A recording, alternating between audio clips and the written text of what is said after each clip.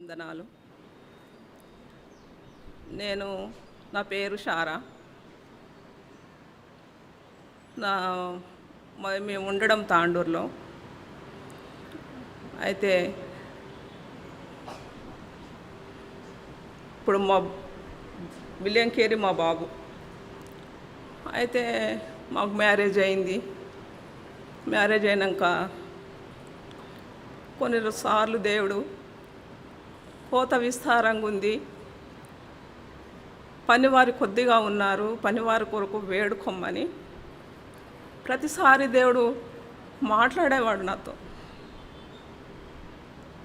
అయితే ఏం చేయాలి ప్రభువా, కోత విస్తారంగా ఉంది, పనివారు కొద్దిగా ఉన్నారు అంటున్నావు, మరి మేము ఏం చేయాలంటే మీరు నా ద్రాక్షలోనికి వచ్చి పని చేయాలన్నప్పుడు, ప్రభువా అది మీ చిత్తం అయితే మేము పని చేస్తాము, మీ సేవకే మేము సేవలోనే ఉంటాం, సమర్పించుకుంటా ప్రభా అని, మీరు నడిపించిన మార్గంలో నేను నడుచుకుంటా ప్రభా అని ప్రార్థన చేసుకుంటా అట్లా వచ్చిన.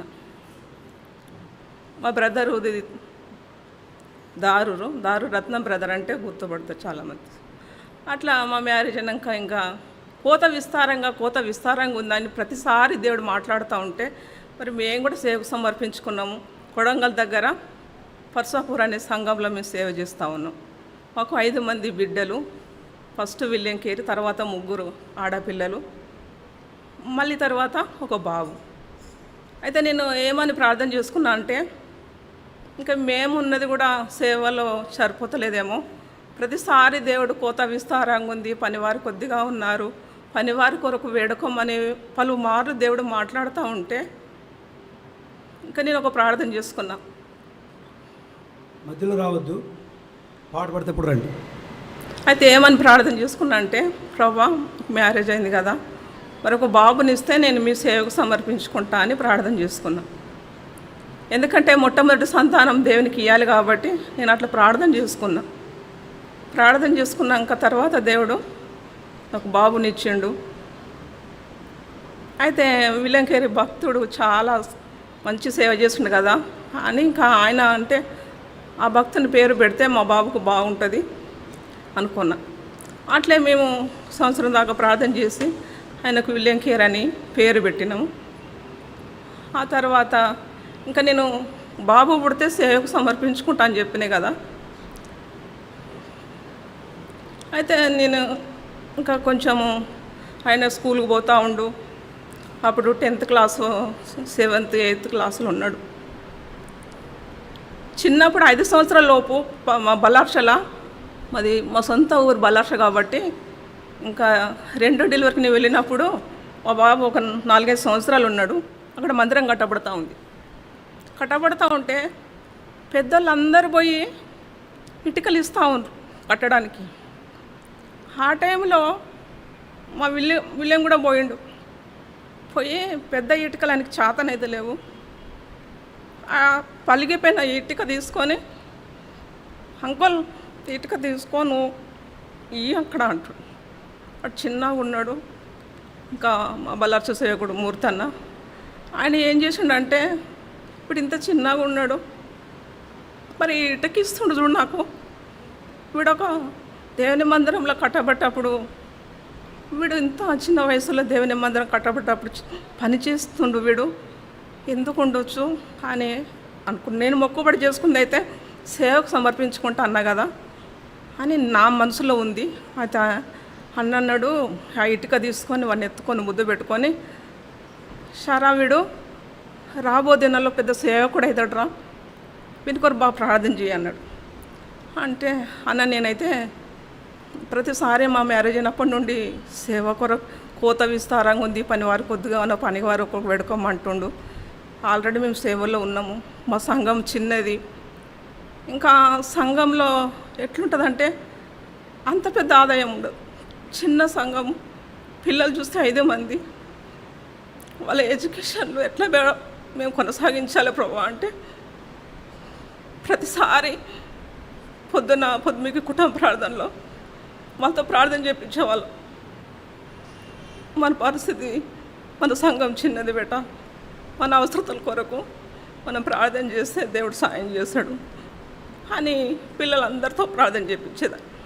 చేపించటోళ్ళు.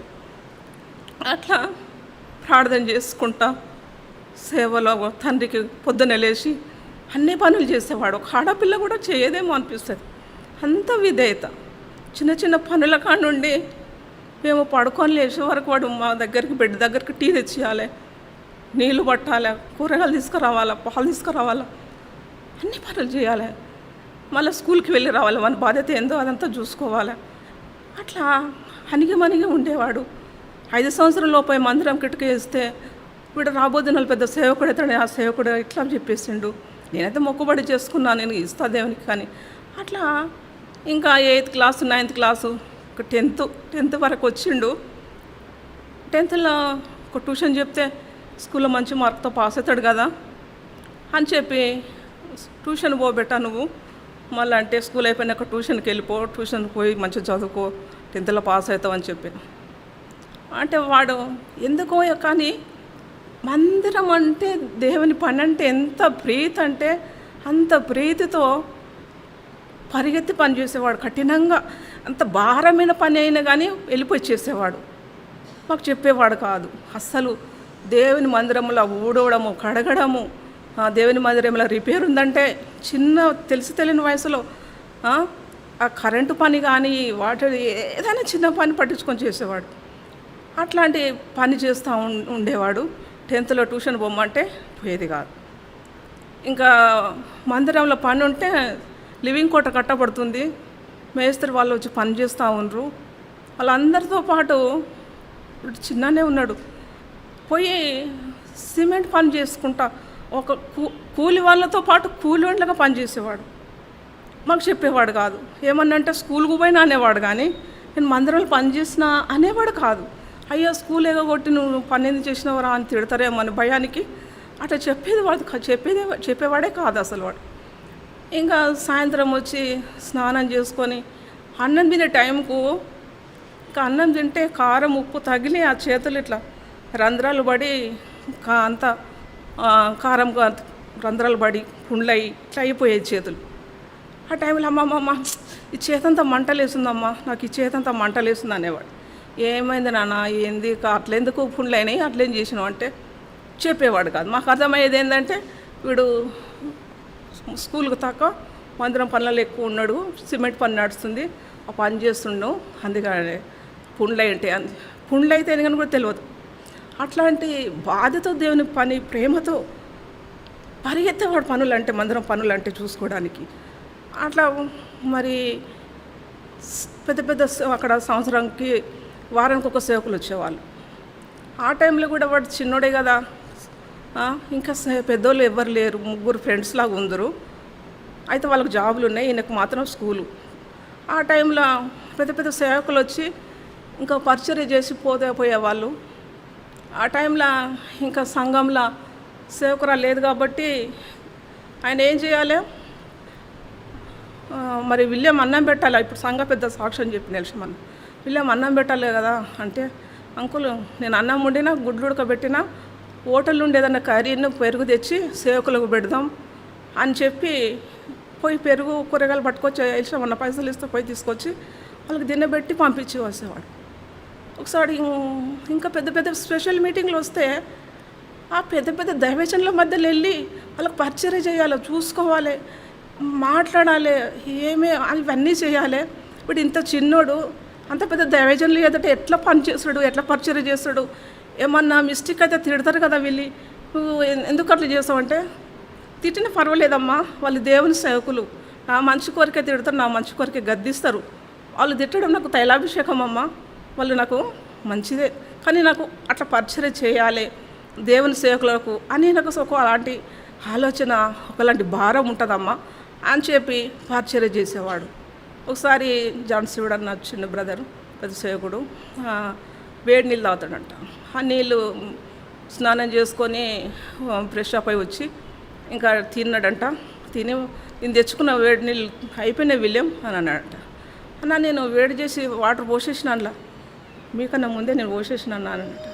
నీకు ఎవరు చెప్పిండ్రయ్యా నేను ఈ పని చేయమని అన్నాడంట. అంటే లేదు అంకుల్ నేనే చూసి నీళ్ళు పోసేసిన వేడి నీళ్ళు, మీరు తాగే నిమిట్లోనే పోసినా అని చెప్పి బాటిల్ ఇస్తే చాలా సంతోషపడ్డాడంట. ఇంత చిన్నోడవు, నేను అడగక మునిపే నా అవసరం తిరిగి నువ్వు నాకు వేడి వాటర్ ఇచ్చినావు, నీకు ఎంత జ్ఞానం అయ్యా, నీకు ఇంత పని చేయాలని అసలు దేవుడే నిన్ను ప్రేరేపిస్తుండేమో, నువ్వు ఒక రాబోదినాలు నువ్వు కూడా ఒక పెద్ద సేవకుడు అవుతావు, పరిస్థితులకు పరిచయం చేసేవారు అలాంటి దైవజనులే అవుతారు, కానీ నీకు అలాంటి మరి ఏర్పాట్ల దేవుని ఏర్పాట్లో ఉన్నవేమో ప్రార్థన చేసుకోమని చెప్పిండట. అట్లా ప్రతిసారి దేవుని పనుల విషయమైన చింత, భారం, బాధ్యత, కానీ ఇంటికాడ అంతే ప్రేమ, ఇంటి పనులు చూసుకోవాలి, దేవుని మందిరం పనులు చూసుకోవాలి, తన స్టడీ చూసుకోవాలి, అన్నిట్ల నమ్మకం, చిన్నది కూడా పొరపాటు పోవద్దు, నమ్మకం తొలగిపోవద్దు, అంత విధేయతతో అంత ప్రేమతో నడుచుకునేవాడు. అయితే ఇంకా నేను 2013లో సేవ కోసం నేను అనుకున్నా కదా ప్రభా, అయితే దేవుడే ఆ సంవత్సరం నాతోని మళ్ళీ నా వాగ్దానం రిపీట్ చేస్తుండు. దేవునికి నీవేదైతే మొక్కుకున్నావో దాన్ని తడువు చేయక ఇచ్చేసేను, దాన్ని తడువు చేయకు, త్వరపడు అంటా ఉండు దేవుడు. ప్రభా నేను మొక్కుకున్నా, నేను మొక్కుబడి నేను చెల్లిస్తా, కానీ ఎక్కడికి పంపాలి, ఏం చేయాలని నాకైతే తెలియదును. దేవా నీ చిత్తం బయలుపరచు. నేనైతే మొక్కుకున్నది ఎక్కడ, దైవజనుడు భక్సింగ్ అన్న అయితే ఎక్కడ సేవ చేసిండో మా కుమారుని కూడా నేను అక్కడే వదిలిపెట్టాలి ప్రభా. అలాంటి పెద్ద పెద్ద సేవకుల మధ్యలో, దైవజనుల మధ్యలో నా కొడుకు ఒక సేవకుడిగా నిలబడాలి. నేను చేయలేని సేవ నా కొడుకు సంపూర్ణం చేయాలి అని చెప్పి నేను ప్రార్థన చేసుకున్నాను. అప్పుడు ఆ సంవత్సరము యెహోవాకు ధూపం వేయవారు అశ్రద్ధ చేయకూడనే మాట యూత్ క్యాంపులో వచ్చింది. అంతకన్నా ముందు లెటర్ ఇచ్చి వచ్చిండు. నేను లెటర్ ఇచ్చేసి రాబేట, ఎక్కువ రోజులు పెట్టొద్దు అంటుండు దేవుడు, నన్ను తొందర పెడుతుండు. నేను సేవకు సమర్పించకుండా మొక్కుకున్నా, నన్ను ఇప్పుడు ఇంకా తొందర పెడుతుండు, నువ్వు వెళ్ళి లెటర్ ఇచ్చేస్తారా అని. సరే అని ఒకసారి ఇచ్చి వచ్చిండు, మళ్ళీ రెండోసారి కూడా ఇచ్చి వచ్చిండు. ఇంకా అమ్మ నువ్వు చెప్పినట్టు నేను చేస్తున్నా, నాకు హెబ్రోన్ నుండి ఫోన్ వస్తలేదు, మరి ఇప్పుడు నేను ఏం చేయాలి, వస్తుంది ఫోన్ వస్తుంది, తొందరగానే వస్తుంది, దేవుడు నాతో మాట్లాడుతుండు అని చెప్పి అన్న. అంటే ఇంకా ఆ సంవత్సరము ఏమొచ్చిందంటే దేవుడు తనతో కూడా మాట్లాడిండు. ప్రభా నేను హెబ్రోన్కు సేవకు సమర్పించుకుంటా అన్నా కదా, మరి ఇంకా నేనైతే మొక్కుబడి మీరు ఎప్పుడు తీసుకెళ్తే నేను ఓకే నీ చిత్తానికి లోబడతా ప్రభా, పంపిస్తా అని అనుకున్నా. అయితే ఈయన హెబ్రోన్కు ఇంకా రాలేదు. అయితే కొద్ది రోజుల తర్వాతనే ఒక 1 మంత్ కూడా కాలేదేమో, ఒక అంతలోపే హెబ్రోన్ నుండి ఫోన్ వచ్చింది. ఫోన్ వస్తే అప్పుడు ఏమైందంటే తాండ్రు మందిరంలో సేవకుడు లేడు కాబట్టి విలియంది చాలా అవసరం ఉంది, మీరందరూ హెబ్రోన్కు విలియంను పంపిస్తానంటారంట బ్రదర్, మీ బాబుని పంపొద్దు, మా సంఘంలోనే సేవకునిగా పెట్టుకుంటాం మేము, ఆయనకు జీతం కావాలని ఇప్పిస్తాము, సెల్ కావాలని ఇప్పిస్తాము, మందిరంలో అంతా ఆయన చూసుకోవాలి, ఆయన లేకుంటే మాకు నడవదు, సేవకుడు లేడు అని సంఘ పెద్దలు వచ్చి మాట్లాడినారు. అంటే మా బ్రదర్ ఏమంటే ఇంకా సంఘ పెద్దలు వచ్చి అడుగుతుంది కదా, పెడదాంలే ఇక్కడే కొద్ది రోజులు, సంఘంలో వాడబడతాడు, మన ఇంట్లో కూడా వాడబడతాడు అని అన్నాడు. నేను అట్లా కాదు, నేను మొక్కుకున్నది హెబ్రోన్కు, నేను అక్కడనే వదిలిపెడతా, కానీ ఇక్కడ కాదు, జీతం ఇచ్చినా వద్దు, సెల్ ఇప్పించినా వద్దు, ప్రవక్త తన స్వదేశంలో వర్ధిల్లుడని వాక్యం ఉంది అని చెప్పేసి మళ్ళీ ఫోన్ వచ్చింది కదా, పంపించాలంటే ఇంకా ఆటంకాలు వచ్చేసినాయి, ఎంత బలంగా ఆటంకాలు వచ్చినాయంటే వద్దు, సొంత వాళ్ళ డాడీ కూడా ఒప్పుకుంటలేడు. ఎందుకంటే ఇంకా మనకు సేవలో సంఘంలో అవసరం ఉంటుంది, ఇక్కడ ఉంది కదా, నువ్వు ఎందుకు అట్లా మొండిపోట పడుతున్నావు, ఉండనిలే అంటే నేను ఒప్పుకోలేదు. ఆ టైంలో ఒకటేసారి ఎప్పుడైనా కానీ సేవలో హెబ్రోన్ నుండి ఫోన్ రావడము చాలా అరుదు, చాలా కష్టం హెబ్రోన్ నుండి ఫోన్ రావడం. ఆ టైంలో ఒకసారి వచ్చింది, ఏమని వచ్చిందంటే ఒక జత బట్టలు పెట్టుకొని బ్యాగ్ పెట్టుకొని ఇంకా బాబుని తీసుకొని రావాలి, స్థానిక సేవకుడు ఎవరో అని చెప్పి వచ్చింది. ఆ టైంలో ఇంకేం చేసినాము, స్థానిక సేవకుడు లేడు, ఆ సండే మిస్ అయింది, ఇంకా మళ్ళీ రాదు, చాలా లేట్ అవుతుంది, వస్తుందో రాదో కూడా నమ్మకం లేదు అని చెప్పి నాకు తెలుసు. ఆ టైంలో నేను ఏం చేసిన ప్రభా, నువ్వు మొక్కుకోమన్న మొక్కుబడి మొక్కిస్తుంది, నేను చెల్లిస్తాను, నేను మాట ఇచ్చిన, నువ్వేం తడవు చేయకంటున్నావు, నేను తడవు చేయను. ఎబ్రోన్ నుండి ఫోన్ వచ్చింది, మీ చిత్తాంశం అది మీ చిత్తమని నేను నమ్ముతా. అయితే మా బాబుని పంపుదామంటే ఇలాంటి భయంకరమైన ఆటంకులు వచ్చినాయి. వాళ్ళ డాడీ ఒప్పుకున్నప్పుడు నేను ఒక్కదాన్ని నేను ఎట్లా చేయాలి, నేను ముందుకు వెళ్ళాలి ప్రభా, నా ధైర్యం సరిపోదు, నా శక్తి సరిపోదు. ఒకవేళ నువ్వు తనని ఏర్పాటు చేసుకున్నావు, సేవకు పిలిచినావు కదా, ఈ టైంలో నువ్వు ఇప్పుడు ఏం చేయాలంటే వాళ్ళ డాడీ మనసు కూడా మార్చాలి, సంఘం కూడా ఒప్పుకోవాలి ప్రభా, అది నీ చిత్తం అని చెప్పి రెండోసారి కూడా నాకు హెబ్రోన్ నుండి ఫోన్ రావాలి. ఈ వారం మిస్ అయినా మళ్ళీ వచ్చే శనివారం వరకు మళ్ళీ ఫోన్ రావాలి ప్రభా అని చెప్పి ప్రార్థన చేసుకున్నా. ప్రార్థన చేసుకుంటే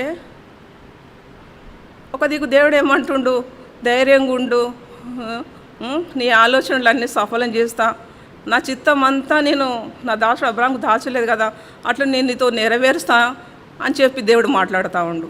సరే ప్రభా అని వారం అంతా ప్రార్థనలో, ఉదయము నైటు రాత్రి పగలు ప్రార్థన. ఎందుకంటే ఈ సేవకు ఆటంకం ఇది వచ్చింది, దీన్ని తొలగించాలి, దీన్ని దూరం చేయాలంటే ప్రార్థన శక్తి చాలా బలంగా అవసరం కదా అని చెప్పి నేను బాగా ప్రార్థన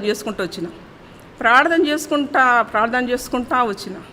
మళ్ళీ శనివారము మళ్ళీ రెండో వారంలో ఫోన్ వచ్చింది, ఎబ్రోన్ నుండి ఫోన్ వచ్చింది. ఇంకా అప్పుడు సంతోషం అనిపించింది, ప్రవ్వా నువ్వెంత దయగల దేవుడవు, నేనైతే విశ్వాసం అంత బలమైందని కాదు, నా ప్రార్థన శక్తి ఎంతటిది అని చెప్పి, నువ్వు ఎంత దయగల దేవుడవు, నా ప్రార్థన విన్నావు, నా ప్రార్థన జవాబిచ్చినావు, అసాధ్యమైందని నువ్వు సాధ్యపరిచినావు, తిరిగి రెండోసారి కూడా ఫోన్ రావడానికి నువ్వు సాయం చేసినావు ప్రభువా అని చెప్పి చాలా సంతోషంతో నేను ప్రార్థన చేసుకున్నా. ఇంకా శనివారము మా ఇంట్లో ప్రతి వారం ఫాస్టింగ్ ప్రేయర్ ఉంటుంది, సేవకులం కాబట్టి all night prayer, fasting prayer ప్రతి ఉంటాయి. అవి చేసుకుంటా ఉంటే ఇంకా ఆ టైంలో శనివారము మళ్ళీ ఇంకా మండే తీసుకురమ్మన్నారు మా బాబును. తీసుకురమ్మంటే ఇంకా సండే పరిచర్య అది అయిపోయింది, మళ్ళీ వచ్చి ఇంట్లో యథావిధంగా ఉన్నాం. ఇంకా మండే తీసుకుపోవాలి అక్కడ సేవకులు. అదే విలియంకి ఎప్పుడైతే ఫోన్ వచ్చిందో ఎబ్రోన్ నుండి, అదే వారంలో స్థానిక సేవకుడు వచ్చిండు అక్కడికి. దేవుని ఏర్పాటు ప్రతి విషయంలోనే కనబడతా ఉంది, నెరవేరుస్తూ ఉంది. అప్పుడు సేవకుడు వచ్చిండు, ఆయన కొత్తగా వచ్చిండు. అన్న మా బాబును హెబ్రోన్లో ఇడ్చేయాలి, అక్కడ నుండి ఫోన్ వచ్చింది అని చెప్పిన. అంటే సరే బ్రదర్ నేను వెళ్ళి ఇడిచిపెట్టి వస్తా సిస్టర్ అని అన్నాడు. నాతో మాట్లాడినాం. సరే ఇడిచిపెడతా అన్నాడు కదా అని. ఇంకా వాళ్ళ డాడీది కన్ఫర్మ్ కాలే, పంపాలా పంపకూడదు అని ఏం డిక్లేర్ చేస్తలేడు. ఇంకా రాత్రంతా మళ్ళీ ప్రార్థనలో కూర్చున్నా. ప్రార్థనలో అందరు తిని పడుకుని, ఫ్యామిలీ ప్రేయర్ అయిపోయింది, ప్రార్థనలో కూర్చున్నా. అందరూ పడుకున్నారు కానీ నేను పడుకోలే. ఆ రాత్రి అంతా 1 అయింది, 2 అయింది, 3 అయింది, 4 అయింది. ఇంకా 3 అయిపోయింది, ఇంకా 4, 5 మాకు దగ్గర 6 గంటలకు ట్రైన్ ఉంటుంది. ఆ టైంలో ఇంకా 4 అవుతుంది.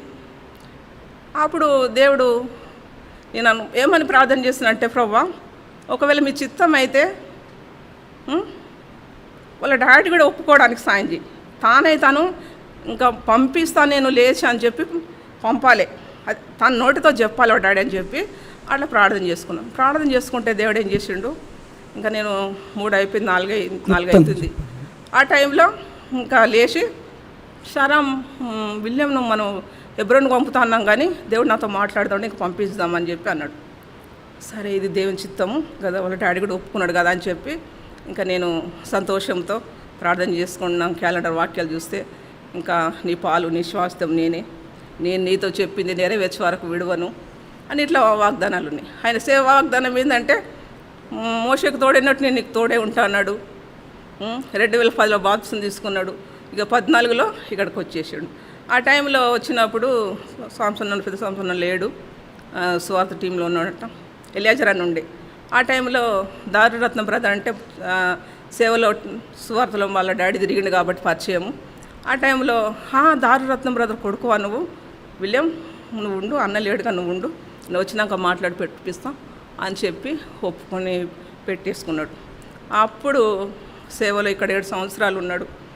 దేవుని సేవకుల మధ్య వచ్చినప్పుడు నాకు తల్లిదండ్రిగా మీరిద్దరే కానీ నాకు ఆత్మీయమైన తల్లిదండ్రి, అన్నదమ్ములు, అక్కచెల్లెలు చాలామంది ఉన్నారమ్మ. అలాంటి మంచి స్థలానికి నువ్వు తల్లిగా ప్రార్థన చేసి నీ మొక్కుబడి చెల్లించుకొని హెబ్రోన్ పంపించినవు. అది దేవుని ఏర్పాటమ్మా, దేవుని చిత్తంలోనే దేవుడు నన్ను కూడా సేవలో నిలబెట్టుకుంటుండు, చాలా సంతోషం ఉంది అన్నాడు. 7 సంవత్సరాల తర్వాత వేరే ఊరికి ముసలేరు అనే ఊరికి పోయిండు. అక్కడ పల్లెటూరు, గడ్డి గుడిసెలాగా చిన్న గుడిసె, విస్తారమైన పాములు, తేళ్ళు.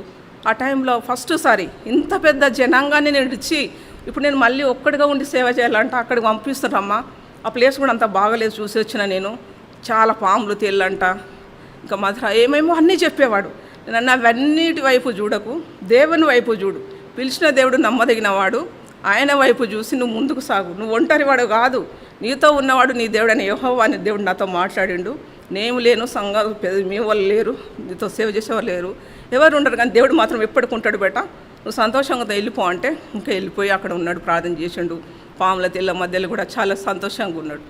ఆ తర్వాత జహరాబాద్లో నేలక సంఘానికి వచ్చిండు. ఇంకా కొన్ని సంఘాలు చిన్న చిన్న స్థలాలు తిరిగిండు. దేవుని కొరకు నమ్మకంగా అట్లా వాడబడ్డాడు. ఆ తర్వాత మ్యారేజ్ కొరకు కూడా ఆ సంవత్సరం 10 మంది, కరోనా సమయంలో 10 మంది సేవకుల మ్యారేజ్లు జరుగుతూ ఉన్నాయి. అందరికీ ఏర్పాటైంది, కానీ మా విలియంకి మాత్రము కొంచెం ఆలస్యమైంది. ఆ టైంలో అమ్మ 7 సంవత్సరాలు అయింది, నేను ఒంటరిగా సేవ చేస్తున్న ఒక్కరిని, నాకు ఒక్కడిని ఉండబుద్ధి అయితే లేదు అని అన్నాడు. అంటే దేవుడు నీకు తోడునిస్తాడు, ఆదాముకి ఇచ్చిన దేవుడు తోడు నీకు ఇయ్యడా, నీకు తోడు కూడా ఇస్తాడు. ఈ సంవత్సరం మ్యారేజ్ అయిపోతుంది బేట, నువ్వేం చింత చేయకు, 10 మంది సేవకులతో నీది కూడా అయిపోతుంది అని చెప్తే ఆ టైంలో ఇంకా ప్రార్థన చేసుకున్నాం. అందరికీ క్లియర్ అయింది, కానీ విలియం క్లియర్ కాలే. అప్పుడు దేవుడు నాతో ఏమని మాట్లాడుతుండంటే, ఆయన వారితో కూడా నడిచాను, మీకు సమాధానం కలుగును కాక, పైనుండి శక్తి వచ్చే వరకు పట్టణంలో నిలిచి ఉండే అని చెప్పి అది లూకాసు 24 మాట్లాడిండు. ఇంకా అమ్మాయి ఆలస్యం అవుతా ఉంది, అయినా కానీ ధైర్యంగా ఉండు, నీకు మ్యారేజ్ అవుతుంది, ఏం ఆగిపోదా, అమ్మాయి ఈసారి ఆగిపోతే మళ్ళీ చాలా సంవత్సరాలు పడతాయి అని చెప్పాడు. అట్లా దేవుడు ఆ సంవత్సరం ఏం చేయగా తన వాగ్దాన ప్రకారంగా 10 మంది సేవకులు కూడా తన మ్యారేజ్ అయిపోయింది. మరి ఇంకా క్లియర్ కాలేదు, అమ్మాయి పేరు బావు పేరు రాసుకోవాలంటే ఏం పేరు చెప్పాలమ్మా, అమ్మాయి పేరు కార్డు మీద రాయించాలంట, అంకుల్ వాళ్ళు ప్రార్థన చేస్తారట నా కొరకు అన్నాడు. ఏం లేదు బెట్ట, అమ్మాయి పేరు వేస్తారు, అమ్మాయి ఉంది, అదే టైంకి తీసుకొస్తాడంట, నువ్వేం టెన్షన్ పడకు, చింత చేయకని అన్నప్పుడు అట్లా టైంకు ఇంకా అనుకోకుండా మేము వెళ్ళి మదనపల్లికి సేవకురాలు అక్కడ ఉన్నారు, ఇంకా అమ్మాయిని చూసి వచ్చినాము. అమ్మాయి పేరు మాకు ముందే డిక్లేర్ చేసిండు, అమ్మాయి పేరు ఎస్తేరని. ఇంకా వాళ్ళిద్దరు మ్యారేజ్ అయిపోయింది. కొన్ని సువార్తలు జైరాబాద్లో చాలా సంఘం డేంజర్గా ఉండే, ఆ స్థలాల్లో కూడా దేవుడు ఆయనను కాపాడిండు. ఇంకా కొన్ని స్థలాలు భయంకరమైన స్థలాలు కూడా దేవుడు తనను కాపాడుకుంటూ వచ్చు. మోషేకు తోడే ఉన్నట్టు నేను నీకు తోడే ఉంటా అని చెప్పిన వాగ్దానాన్ని ప్రతి క్షణం దేవుడు నెరవేర్చిండు. ఆయన ఎంతో పిరికివాడు, ధైర్యం లేదు, జ్ఞానం లేదు, ఎన్నెన్నో బలహీనతలున్నా పిలిచిన దేవుడు మాత్రం నమ్మకంగా నిలబెట్టుకొని వచ్చినాడు. అట్లా తన భార్య పిల్లలు కూడా చిన్నగా ఉన్నారు, మా కోడలు మా మనుమలు కూడా వారి ఆదరణ కొరకు ప్రార్థించండి. ఆయన వాగ్దానం ఏంటంటే ఈ సంవత్సరము నేను నిన్ను మర్చిపోజాలను అని వాగ్దానం వచ్చింది. ఆ వాగ్దానం చూస్తే మర్చిపోయే పరిస్థితులు ఏమన్నా ఎదురైతాయేమో అని నాకు అనిపిస్తుంది, కానీ తనకు మాత్రం నేను ధైర్యం చెప్పినప్పుడు అమ్మ ఇంత నాకు బాగలేదు కదా, ఆ కార్యం అది ఆ సంఘంలో పిడిసి వచ్చి జ్వరం వచ్చి పడ్డ టైంలో హాస్పిటల్కి వేసుకొస్తే నానా అమ్మ అని అరుస్తుండ అంట. అరే వీళ్ళు అంబులెన్స్ వేసుకొచ్చి హాస్పిటల్ జాయిన్ చేసిండ్రు, ఆడ కొంచెం బాగయిండు, మళ్ళీ ఇడికి వచ్చిండు, ఈడ బాగాలేకుంటాడు. ఆయన చనిపోతాడు అనేది లేదు మాకు. దేవుడు ఆయనను సజీవంగానే బ్రతికించి ఆరోగ్యం ఇచ్చి తన సేవలో నిలబెట్టుకుంటాడని ఆశ ఉంది. మా సొంత భాగం ఏమని మాట్లాడుతుండు, దావీదుతో నేను ఇచ్చిన మాట నేను అబద్ధం ఆడను, ఆ సేవకుడైన దావీదు నేను ఆదుకుంటా, ఆయన కంటే ముందు నేను శూరునిగా పరిగెత్తుతున్నా, ఆయనతో నేను ఉంటా, నువ్వు భయపడకుండా ఉండు, కానీ ఈ పరిస్థితి వస్తుంది నేను తీసుకుంటున్నా అనేది ఏది ఒక్కటి డిక్లేర్ చేయలే.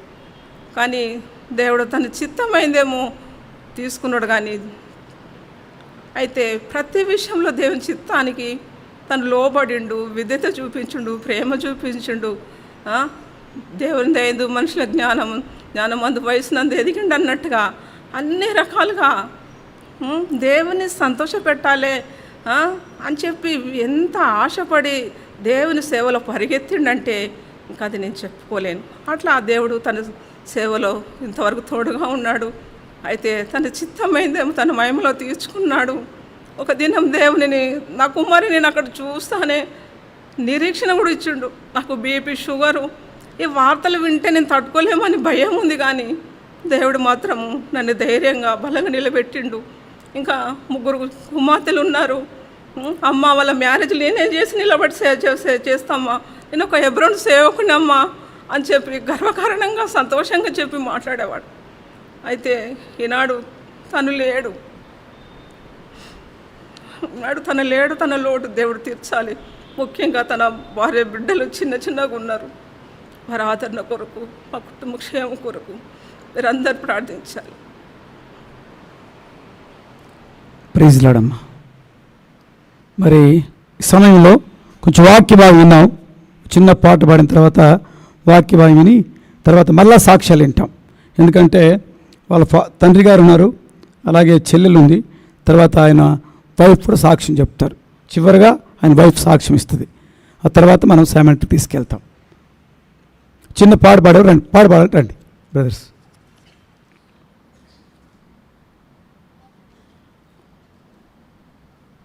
పాట సంఖ్య 400 అండి. జీవితం ఎవరికి, నీ జీవితం ఎవరికి.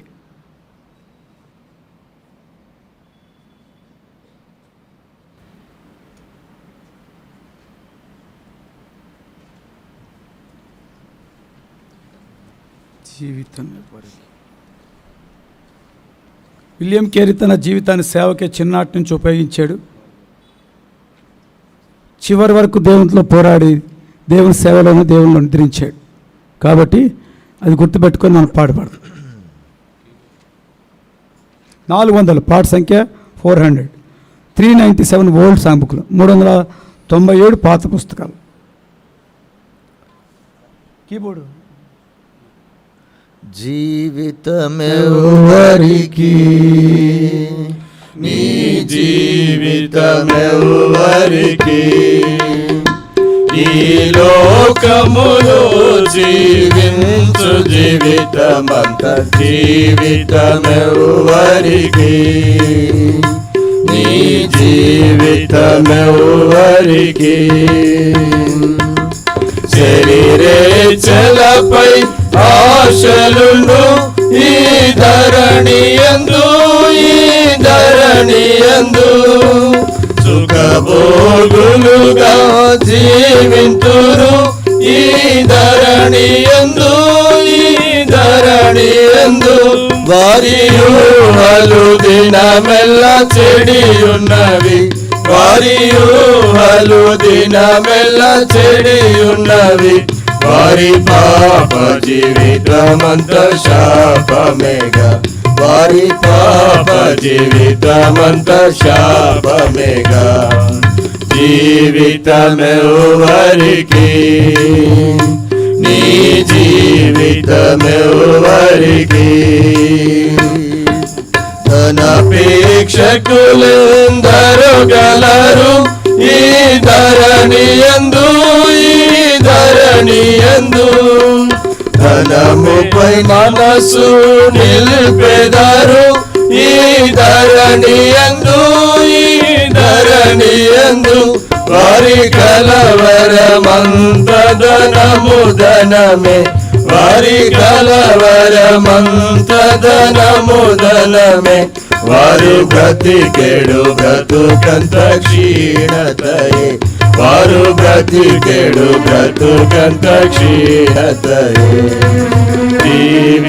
జీవితమెవ్వరికి, ఈ జీవితమెవ్వరికి.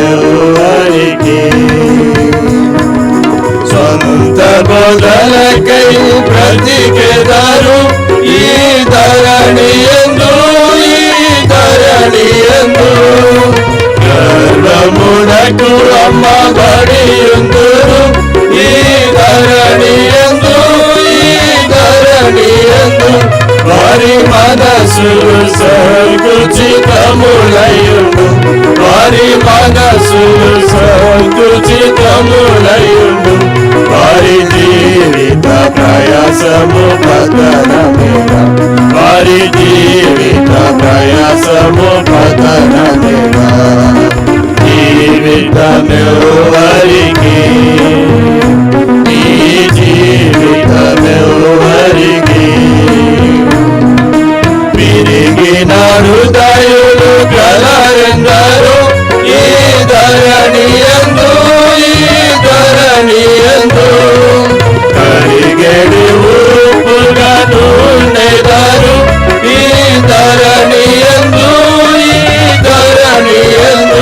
వారు ప్రభుకై తాగియే నిలచెదరు వారు ప్రభుకై తాగియే నిలచెదరు దైవవాటుగా నిలమెల్ల సేవితులు